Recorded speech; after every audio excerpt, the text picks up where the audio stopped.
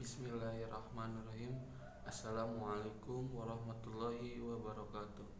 Di sini saya akan memenuhi tugas mata kuliah materi PAI SMP, yang mana tugas tersebut yaitu menjawab pertanyaan yang sudah saya presentasikan mengenai materi berbaik sangka, husnudon, dan beramal soleh.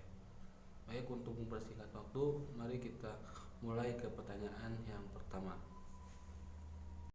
Pertanyaan pertama dari saudara David yang mana soalnya itu bagaimana cara kita mengimplementasikan amal soleh ini terhadap SMP. Yang pertama, ada beberapa contoh atau cara agar kita berbuat amal soleh itu dapat dilakukan oleh seorang anak, khususnya di sekolah menengah pertama SMP.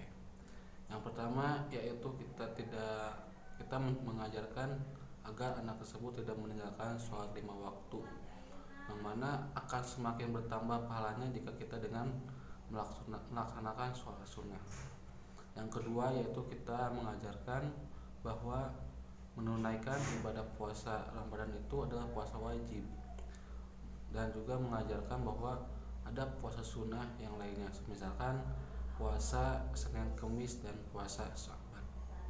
Nah, yang kedua tentang tadi itu cara kita yang ketiga yaitu berprasangka baik terhadap segala ujian dari Allah SWT yang kita sedang terima. Yang cara yang keempat yaitu kita menjauhkan terhadap anak-anak dari larangan Allah Subhanahu wa taala. Yang selanjutnya yaitu mengajarkan bahwa ibadah haji itu wajib bila mampu. Nah, kalau contoh dari amal soleh yang terhadap pada manusia itu, yang pertama yaitu kita mengajarkan bahwa bersedekah itu termasuk kepada amal soleh. Yang kedua yaitu menyantuni anak yatim piatu. Yang ketiga yaitu menolong sesama manusia dan makhluk Allah lainnya seperti hewan, tumbuhan, dan lainnya. Yang selanjutnya yaitu menghormati orang yang lebih tua atau sopan.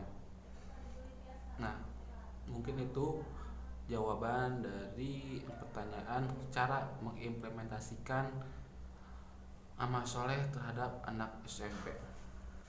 Nah, soal yang kedua yaitu dari saudara Dapin, bagaimana sih caranya kita berprasangka buruk terhadap orang munafik atau yang kita sudah ketahui bahwa itu sudah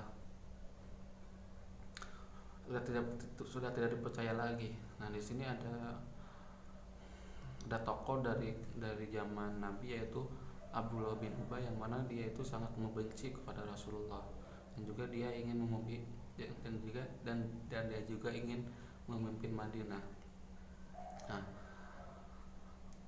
dan juga popularitas Abdullah sangat menurun, dan Abdullah ini murka dan membenci Nabi, kerap mengolok-olok Nabi dan Islam, dan juga mengadu domba kaum muslimin memfitnah dan bersekongkol dengan Yahudi dan memusuhi Nabi. Nah, Rasulullah dalam sebuah hadis menjelaskan bahwa tanda-tanda orang munafik itu ada 3. Yang pertama, jika bicara ia dusta. Yang kedua, jika berjanji mengingkari. Dan yang ketiga yaitu jika dipercaya mengkhianati. Nah, di sini Rasulullah mempunyai 3 cara untuk mempercayai kepada orang munafik. Yang pertama yaitu fa'rid anhum al-i'rad, yang mana orang munafik adalah orang-orang tak kokoh pendiriannya. Orang munafik juga orang yang hati dan gerak-geriknya tak pernah beriringan. Orang munafik adalah orang yang selalu berseri-seri di hadapan orang yang dia benci, padahal orang yang dia benci adalah orang yang sangat memberikan dia manfaat dan kebaikan. Pantaslah Nabi Muhammad diperintahkan oleh Allah Subhanahu wa taala untuk berpaling, tak perlu diajak kompromi dalam perjuangan. Nah, yang kedua yaitu al-izzah. Al-izzah itu yang menasehati. Menasehati orang munafik masih ada sisi untuk mereka sadar. Maka berikanlah nasihat yang positif kepadanya, nasihat yang baik dapat diharapkan bisa merubah karakter kemunafikannya. Yang ketiga yaitu qaulan balighon. Qaulan balighon ini yaitu memberikan ungkapan kata-kata yang terang dan jelas tanpa ada basa-basi sebagai cara yang paling strategi untuk mendekatkan orang-orang munafik menuju kebenaran. Soal yang ketiga yaitu dari saudara Dandi, bagaimana sih cara menjadi orang yang ikhlas dalam beramal soleh, apalagi menghilangkan hasad di dalam hati kita jika kita masih kesal kepada orang tersebut. Jawabannya yaitu marifatullah. Kita harus mengenal Allah, sifat-sifatnya dan hak-haknya.